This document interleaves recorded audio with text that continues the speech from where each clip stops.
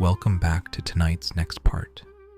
In Chapter 3, I drift us into that liminal, half-waking night where guidance arrives in curious ways and decisions finally take shape. I'll keep the cadence soft, and even as vows stir, courage gathers, and a household leans toward love. Settle in, I'll read you gently toward sleep. Chapter 3, The Architecture of Dreams and Declarations.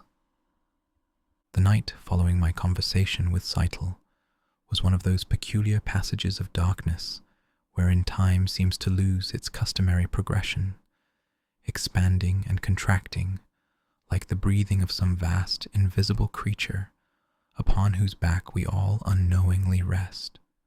I lay beside Golde, listening to the familiar symphony of her sleeping breath, that gentle susurration which had accompanied my nights for a quarter-century, while my mind churned with the relentlessness of the butter churn in which we transformed milk into something richer, though whether my mental agitations would produce anything so useful remained decidedly uncertain.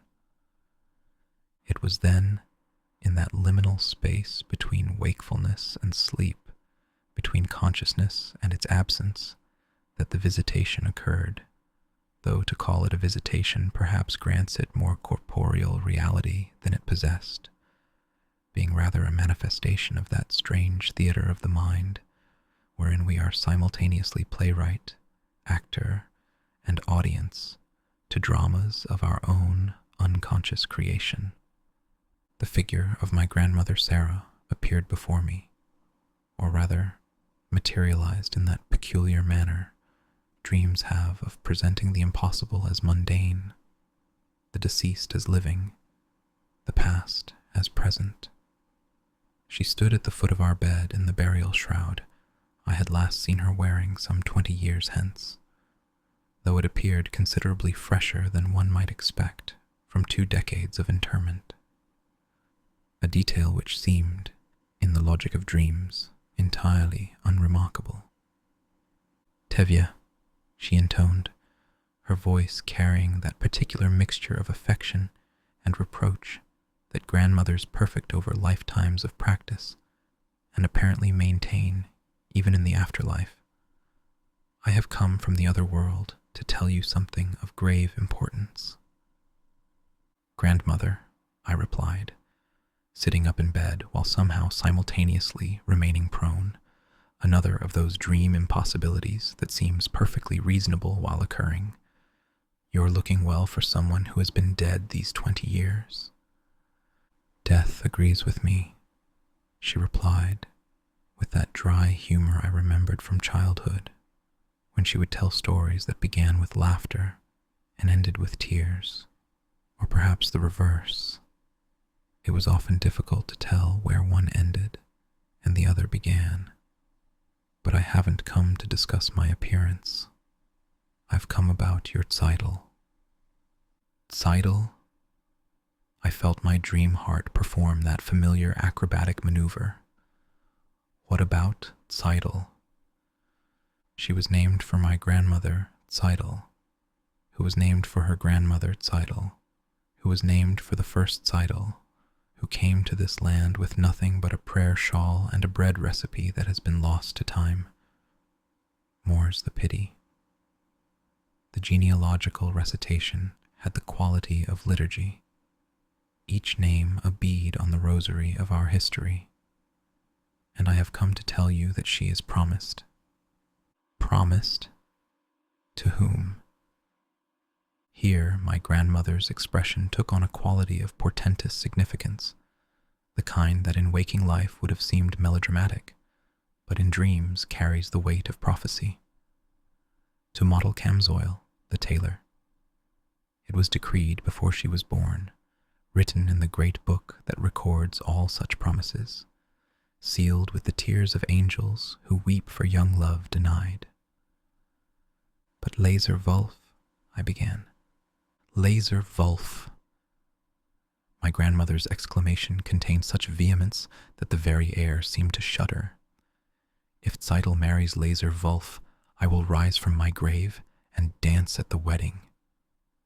At this pronouncement, the shroud fell away from her form, revealing not the body of an elderly woman, but a skeleton, its bones clicking and clacking in a macabre dance that would have been terrifying had it not been, in the peculiar logic of dreams, also somewhat comic. Other figures began to materialize around her, ancestors I recognized from family stories, others who were strangers, but who bore the unmistakable mark of kinship in the set of their ethereal jaws, the angle of their ghostly noses.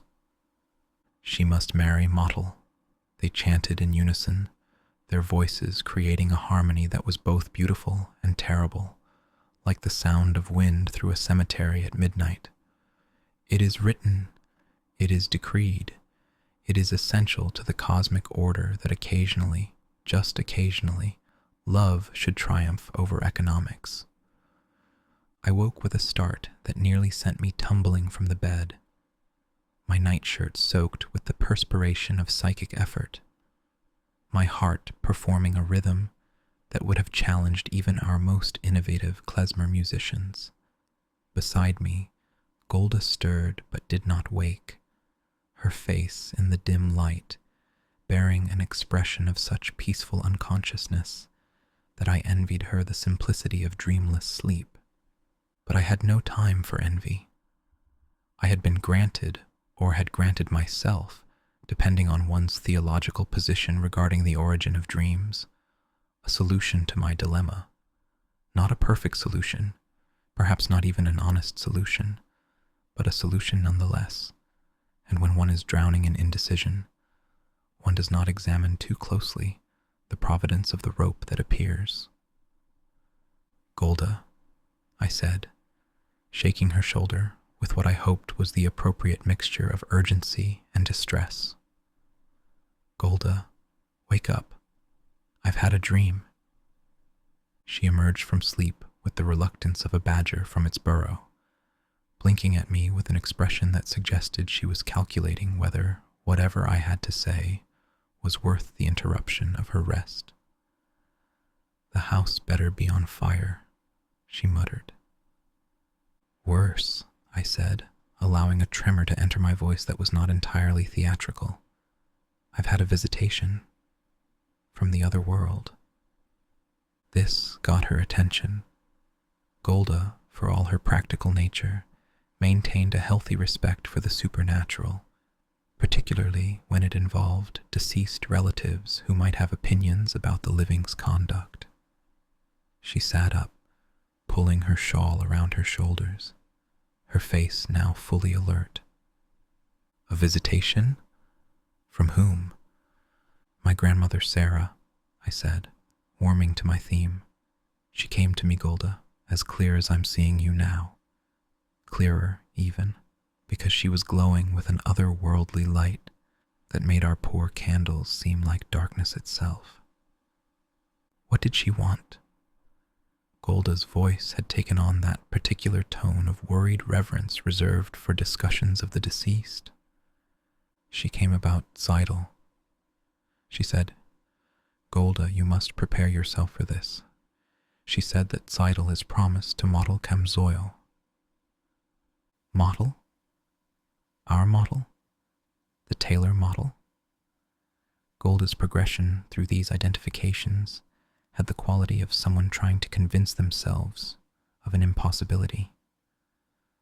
"The same.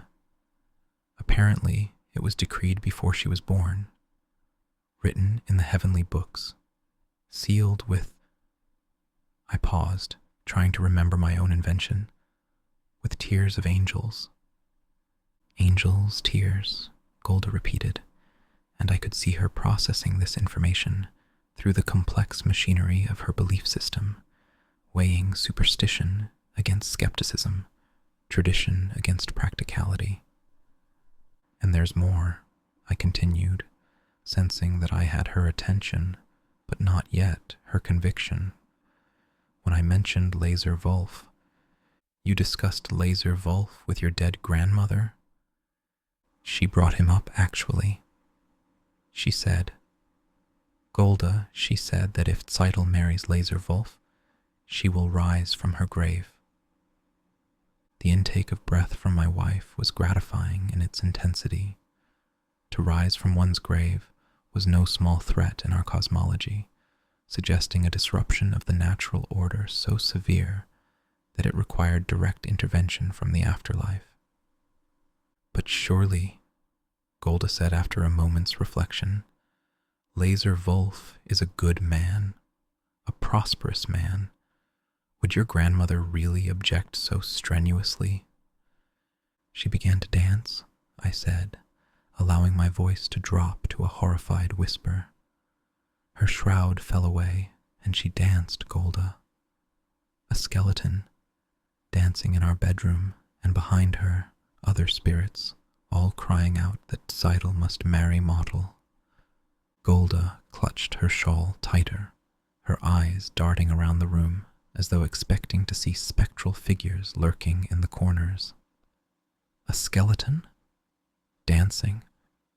Click-clack, click-clack. I provided sound effects that, in retrospect, may have been unnecessarily theatrical, like bones on a xylophone. We sat in silence for a moment, both contemplating the cosmic implications of my fiction, though for Golde, of course, it was cosmic fact. I felt a twinge of guilt at the deception, but consoled myself with the thought that I was merely providing a supernatural justification for what was, at heart, a natural decision. If the heavens had not actually decreed that Tzeitel should marry for love rather than security, perhaps they should have. We must tell Laserwolf immediately, Golde said finally. We cannot go against such a clear sign. At first light, I agreed. It would be improper to wake him now with such news. And Motel? Should we tell Motel? Let me speak with him first, I said, already formulating my approach. After all, he may not even be aware of this heavenly decree. It would be unfair to burden him with such knowledge without preparation. Golde nodded, then looked at me with an expression I couldn't quite read. Tevye, this dream, you're certain it was real? Not just wishful thinking? For a moment, I considered confessing, telling her the truth of my fabrication, but looking at her face, seeing the mixture of concern and relief there, relief that the decision had been taken from our hands, placed in the realm of the divine, where it was beyond question or reproach, I held my tongue. As real as anything in this world can be, I said, which was, from a certain philosophical perspective, entirely true. We did not return to sleep that night, both of us lying in the darkness, contemplating the strangeness of existence, the thin veil between the living and the dead, the mysterious ways in which the universe makes its will known, or the mysterious ways in which we convince ourselves we know the universe's will, which amounts to much the same thing in practice. When the first light of dawn began to seep through our window, like water through cheesecloth, I rose and performed my morning ablutions with particular care. If I was to disappoint Laserwolf, the least I could do was be presentable while doing so. I dressed in my second best shirt, my best being reserved for the Shabbos and emergencies, and this falling somewhere between the two, and made my way to the butcher's shop. Laser was already at work, his thick arms wielding the cleaver like a conductor with his baton, each strike creating its own peculiar music against the chopping block. He looked up as I entered, his face brightening with anticipation that made my heart sink. Tevye, you have an answer for me? I have an answer, I said carefully, though perhaps not the one you were hoping for. His face underwent a transformation that was fascinating to observe, moving through confusion to understanding to anger with the speed of a summer storm crossing the steppes. She refuses me. Not she, I said quickly. The refusal comes from a higher authority. Higher than her father? His tone carried a dangerous edge. Higher than any earthly father, I replied, and proceeded to relate my dream, though in somewhat less elaborate detail than I had provided to Golde. Even so, the tale of my grandmother's visitation seemed to have its effect. Laser's face grew pale, then red, then pale again, as though his blood couldn't decide whether to flee or fight. "A dream," he said finally. "You're refusing me because of a dream." "Not just a dream," I insisted. "A visitation. A message from the other world. Surely you wouldn't want me to ignore such a clear sign." "Signs," Laser spat the word like gristle. "Convenient, isn't it, how the signs always seem to point in the direction we want to go?" The accusation was uncomfortably accurate, but I maintained my composure. I wanted Tzeitel to have security, prosperity, a good life. You could have given her all of that. Do you think I would choose otherwise if I had a choice? He studied me for a long moment, his butcher's eyes seeming to dissect my words, looking for the truth beneath the skin of my story. Finally, he turned back to his work, bringing the cleaver down with such force that the entire block shuddered. "Go," he said, without looking at me. "Take your dreams and your signs and go. But know this, Tevye. When your daughter is struggling to feed her children on a tailor's wages, when she's mending clothes by candlelight because they can't afford oil for the lamps, remember that you chose dreams over reality." I left his shop feeling simultaneously relieved and burdened, as though I had escaped one trap only to step immediately into another. The morning was already warming, promising another of those late summer days when the very air seemed to press down upon the village like a heavy blanket. I needed to find Hodel, to inform him of his cosmic good fortune, though I suspected that managing the living might prove more complicated than manipulating the dead. I found him in his shop, bent over a coat that belonged to the rabbi, his needle moving with the quick movements of a hummingbird's wings. He looked up as I entered, and something in my expression must have alarmed him, for he immediately stood, nearly knocking over his chair in the process. "Reb Tevye, is everything all right? Is Tzeitel?" "Tzeitel is fine," I assured him. "Hodel, sit down. We need to talk." He sat, but on the very edge of his chair, as though prepared to flee at the first sign of danger. His thin face, always angular, seemed to have acquired new edges, carved by worry and want into something that was almost ascetic in its severity. "Hodel," I began, then stopped, unsure how to proceed. How does one inform a man that heaven has decreed he should marry above his station? "How long have you been coming to our house?" "To your house?" He blinked at the unexpected question. 5 years, perhaps 6, since I took over my uncle's shop. And in all that time, have you ever considered, that is, have you thought about, what I mean to say is, I found myself uncharacteristically tongue-tied, my usual facility with words deserting me at the crucial moment. "I love her," Hodel said suddenly, the words erupting from him like water from a broken dam. "I love Tzeitel, Reb Tevye. I have loved her since the first moment I saw her, though I knew I had no right, no prospects, no hope. But I love her with every thread in my shop, every needle in my cushion, every breath in my body. The passion in his declaration was so unexpected, so at odds with his usual nervous demeanor, that for a moment I could only stare. Here was the same young man who couldn't order a meal without apologizing 3 times, declaring his love with the fervor of King David composing psalms. "And what makes you think," I said slowly, "that Tzeitel returns this feeling?" "She told me," he said simply. "Last week, when I was mending your coat, the one that doesn't actually need mending but which you keep bringing to give me an excuse to visit. She told me that she would wait for me, even if it took forever, even if her hair turned gray and her teeth fell out, though I assured her that would never happen because I would find a way, somehow, to deserve her." "And have you found this way?" His shoulders sagged slightly. "I've saved every kopeck I could.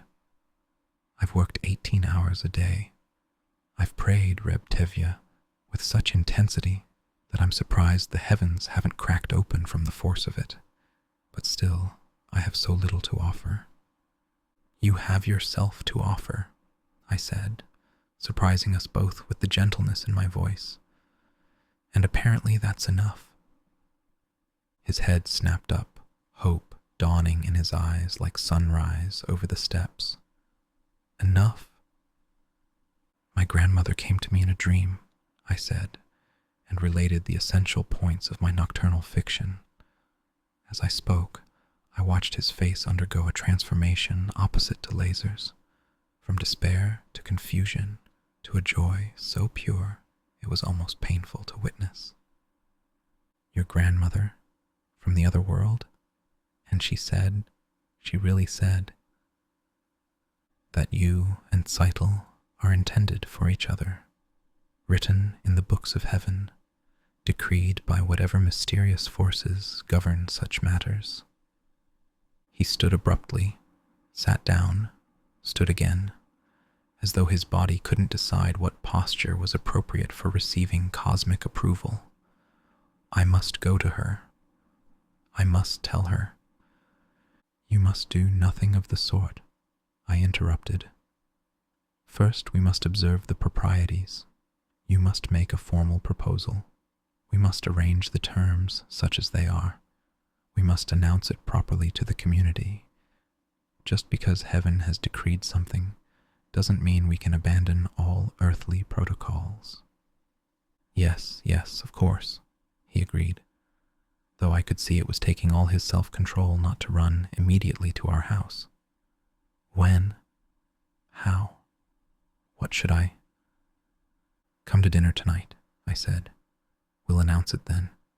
And Model," I fixed him with what I hoped was a stern paternal gaze, "you understand what you're taking on? Not just a wife, but a responsibility. Tzeitel is used to little, but she deserves much. Can you give her what she deserves?" He met my gaze steadily, and in that moment I saw not the nervous boy who had been haunting our threshold, but the man he was becoming, would become, for her sake if not his own. "I can give her my whole heart, my complete devotion, my every effort to make her happy. If that's not enough, then I'll work until it is. I'll sew clothes for the Tsar himself if necessary." "Let's hope it doesn't come to that," I said dryly. "The Tsar's taste in fashion is questionable at best." "Tonight, then, and Motel, try not to look so happy. It's unseemly for a man who's about to take on the burden of marriage." But as I left his shop, I could hear him singing, actually singing, some wordless melody that seemed to capture joy itself and transform it into sound. It was, I realized, the first time I had ever heard him sing, and his voice was surprisingly beautiful, as though happiness had unlocked something in him that poverty and uncertainty had kept imprisoned. The walk home took me through the market square, where the usual collection of vendors had set up their stalls, each calling out their wares in a cacophony of commerce that was as familiar as prayer. I nodded to those I knew, which was everyone, but didn't stop to chat, my mind too full of the morning's events to engage in the usual pleasantries. It was there, near the well where the women gathered to draw water and exchange gossip with equal enthusiasm, that I encountered Perchik. He was engaged in what appeared to be an impromptu lecture, surrounded by a small group of younger villagers, including, I noticed with some alarm, my Hodel. The concept of arranged marriage, he was saying, his voice carrying that particular intensity of the young intellectual who has discovered a truth and cannot rest until everyone else has discovered it too, is fundamentally antithetical to human dignity. How can we speak of love, of partnership, of mutual respect, when the most important decision of one's life is made by others, for reasons that have nothing to do with compatibility or affection? But tradition, one of the young men began. Tradition, Perchik interrupted, is simply the democracy of the dead, imposing their will upon the living. Why should we be bound by the decisions of those who knew nothing of our world, our challenges, our possibilities? Because, I found myself saying, and the group turned to look at me, without tradition, we are leaves in the wind, blown this way and that by every passing breeze. Tradition is our root, our anchor, our identity. Perchik's eyes lit up with the pleasure of intellectual combat. But Reb Tevye, surely even you must admit that some traditions outlive their usefulness, that what served our ancestors in their time may not serve us in ours. And surely you must admit, I countered, that not everything new is necessarily better, that progress can lead us toward the cliff as easily as toward the promised land. Papa, Hodel interjected, and I could hear in her voice a mixture of embarrassment and pride. Perchik is only saying that people should have choices. Choices, I repeated, thinking of the choice I had just made, or unmade, or allowed to be made by fictional ghosts. Yes, choices are important, but choices without wisdom are just chaos with good intentions. And wisdom without choice is just tyranny with a long beard, Perchik shot back, then immediately looked abashed. I apologize, Reb Tevye. That was disrespectful. It was clever, I admitted. Clever is not the same as wise, but it's not nothing either. Continue your discussion. But Hodel, home. Your mother needs you. She looked as though she might protest, but something in my expression must have conveyed that this was not a moment for rebellion. She bid farewell to the group, and I noticed the look that passed between her and Perchik, brief, but charged with something that made my paternal instincts sound alarm bells. As we walked home together, Hodel was uncharacteristically quiet. Finally, she spoke. Papa, do you really believe that tradition is always right? I believe, I said carefully, that tradition is like a house. You can renovate, you can add rooms, you can even change the furniture, but if you tear down all the walls at once, you're left standing in the ruins, exposed to every storm. But what if the house is already falling down? What if the foundations are cracked? I looked at my daughter, 17 years old and already questioning everything I had tried to teach her, and felt a mixture of pride and terror. Then you shore up what you can, replace what you must, and pray the whole structure doesn't collapse while you're working on it. We had reached our house, where the sounds of domestic activity carried through the open windows, Golde commanding, the younger girls chattering, the comfortable chaos of family life. But there was something else too, a quality of anticipation in the air, as though the house itself knew that changes were coming. "Papa," Hodel said as we reached the door, "I heard about Tzeitel-and-Motel." Yenta was spreading the news at the well. "Yenta knows," I groaned. "How could Yenta possibly know? I only just—" "Yenta knows everything," Hodel said with a small smile. "Usually before it happens. She says it's a gift. Others say it's a network of informants that would make the secret police jealous." "And what do you say?" "I say," Hodel paused, choosing her words carefully, "that I'm happy for Tzeitel. To marry for love, even into poverty, is better than to marry for security into emptiness." "You sound like Perchik," I observed. "Or perhaps Perchik sounds like me," she replied, and there was something in her tone that suggested this was not entirely jest. Inside the house, I found a scene of controlled chaos. Golde was supervising the preparation of what appeared to be a feast, or at least as close to a feast as our resources allowed. Tzeitel was at her loom, but her hands were still, her face bearing an expression of such complex emotion that I had to look away. The younger girls were bustling about, clearly aware that something momentous was occurring but not quite sure what. "So," Golde asked without preamble, "is it done? Laser has been informed. Motel has been prepared. Tonight, we make it official." Tzeitel stood so abruptly that her loom rocked dangerously. "Papa." "Not now," I said, but gently. "Tonight, we do this properly, with witnesses, with blessings, with all the tradition that binds such promises.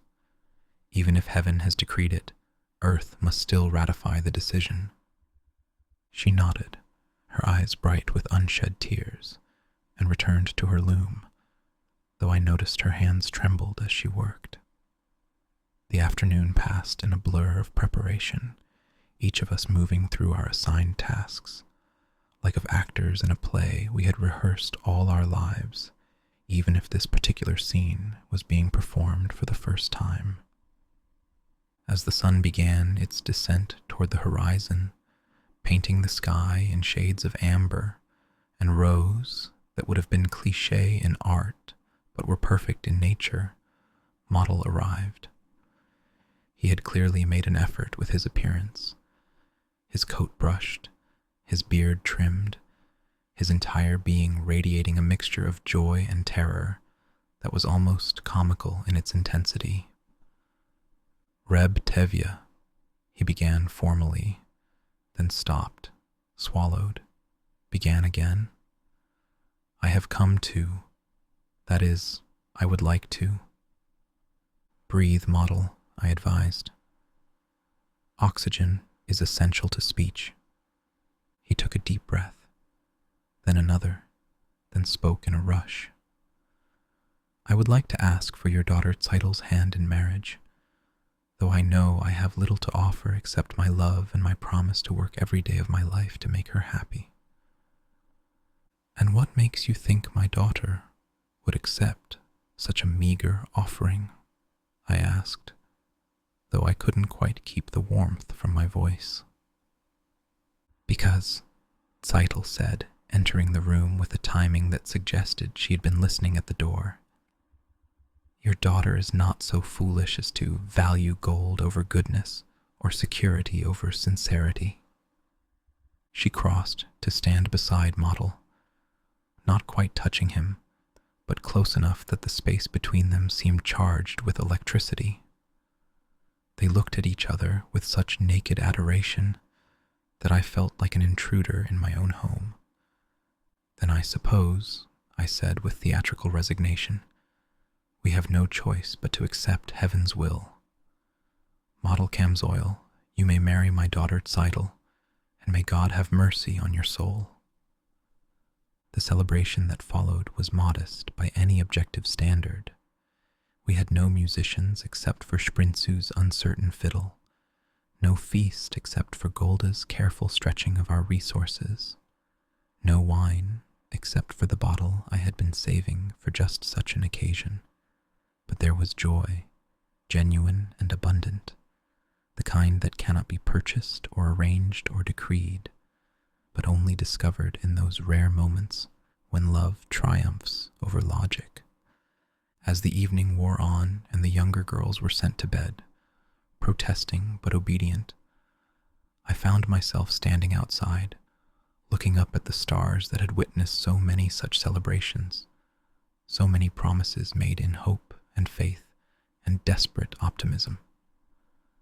The fiddler was on the roof again, or perhaps had never left, his melody now incorporating themes of the wedding march, though transformed through his mysterious alchemy into something both celebratory and melancholic. "Lord," I said quietly, "I have done something today that was either very right or very wrong, and possibly both simultaneously. I have chosen love over logic, hope over certainty, the future over the past. If this was a mistake, I trust you'll find a way to let me know, preferably without too much suffering involved." A hand touched my shoulder, and I turned to find Golde beside me, her shawl wrapped around her shoulders against the evening chill. "They look happy," she observed, glancing through the window where Hodel and Tzeitel sat together, not speaking, just existing in each other's presence, with the complete contentment of those who have found their home in another person. "They do," I agreed, "but happiness is just the beginning. Then comes life, with all its disappointments and difficulties." "Yes," Golde said, and slipped her hand into mine, a gesture so unexpected that I nearly pulled away in surprise. "But they'll face them together. That's not nothing." "No," I agreed, squeezing her hand gently, "that's not nothing at all." We stood there for a long moment, two people who had been strangers once, brought together by other people's decisions, and had somehow, through luck or providence or sheer stubborn persistence, built something that, if not perfect, was at least real, at least worthy, at least ours. Inside, I could hear Perchik's voice, explaining something to Hodel with that passionate intensity that characterized all his discourse. Through another window, I could see Kava reading by candlelight, lost in some world far removed from our humble village. Sprintzu and Bielku were supposedly asleep, but were probably whispering in their bed, making up stories about weddings and futures and lives they could barely imagine. This was my family, my responsibility, my blessing, my burden, each of them a separate story that I was somehow supposed to guide toward a happy ending, though I increasingly suspected that the best I could do was to avoid catastrophe and hope for providence. "Golde," I said suddenly, "do you think we've done the right thing?" She was quiet for a long moment, considering. "I think," she said finally, "that right and wrong are luxuries for people with simpler lives than ours. We do what we can with what we have, and trust that God knows we're trying our best. And if our best isn't good enough, then we try harder tomorrow," she said simply, and went back inside, leaving me alone with the stars and the fiddler and the endless questions that comprised my existence. The night deepened around me, and still I stood there, watching the cosmic dance of celestial bodies that knew nothing of our small concerns, our traditions and revolutions, our loves and fears. Somewhere in Kiev, in Petersburg, in places I could barely imagine, the world was changing, transforming itself with the violent energy of birth or death, or both simultaneously. But here in Anatevka, we continued our ancient dance, the fiddler on the roof playing his eternal melody, each of us maintaining our precarious balance through faith, through tradition, through love, through whatever mysterious forces keep us from falling into the abyss that yawns beneath all human endeavor. Tomorrow would bring new challenges, new decisions, new tests of our ability to adapt without losing ourselves entirely. But tonight, my eldest daughter was engaged to a man she loved. My family was safe beneath my roof, and the fiddler played on, his music a thread connecting us to all who had come before and all who would come after.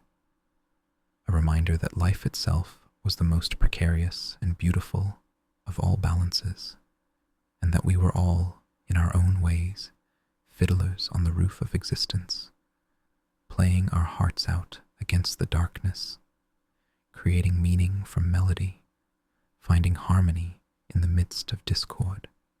I went inside at last, closing the door gently behind me, sealing us in with our joy and our uncertainty, our tradition and our changes, our past and our future, all of it contained within these humble walls that somehow managed to hold the entire universe of our lives, fragile and eternal, bounded and infinite, ending and beginning with each breath, each heartbeat, each note of the fiddler's endless, impossible, absolutely necessary song.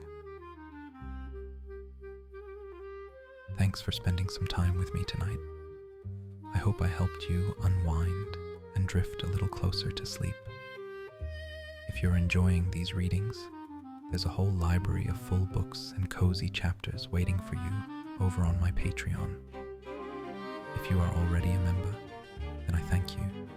It includes exclusive content, bonus episodes, and early access to new releases.